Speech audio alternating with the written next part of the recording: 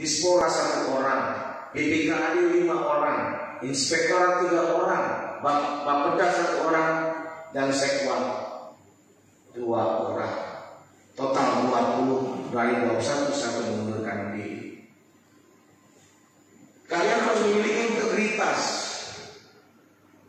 Ketika merasakan kemampuan dan kompetensi yang kalian miliki, ada satu kebijakan yang menurut kalian tidak sesuai dengan aturan, munculkan integritas diri untuk mengatakan yang salah itu salah dan benar itu benar.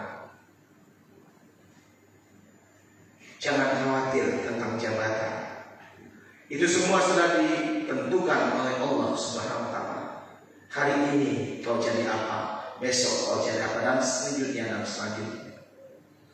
Tapi akan lebih mulia jika kalian bisa menegakkan integritas itu untuk kebenaran, dan bagaimana kalian bisa memberikan sumbangsi kepada arah kebijakan pembangunan di mana tempat kalian berada.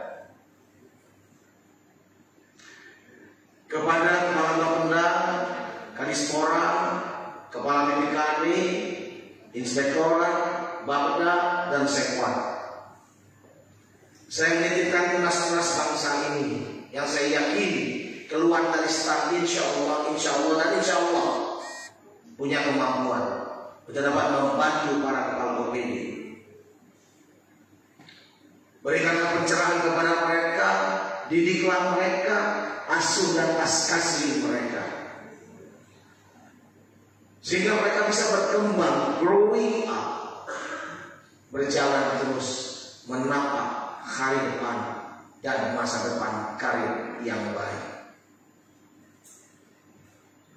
Kalau saya tidak salah, masuk staf Besaro dan ikatan dinas di dalam perjalanan 3 tahun ya. 3 tahun banyaklah juga yang berguguran. Saya tahu kalian sudah melewati kawah Chandra Muka yang pertama. Sekarang ajang aktualisasi diri kalian. Bagaimana kalian bisa mengimplementasikan semua yang kalian miliki dan kalian pelajari di bangku kuliah untuk diterapkan pada pelaksanaan tugas yang sesungguhnya. Jangan lupa integritas. Kalau boleh saya kasih tips yang bicara adalah 35 tahun sudah mengabdi pada bangsa dan negara ini. Alhamdulillah sampai hari ini saya bisa bekerja.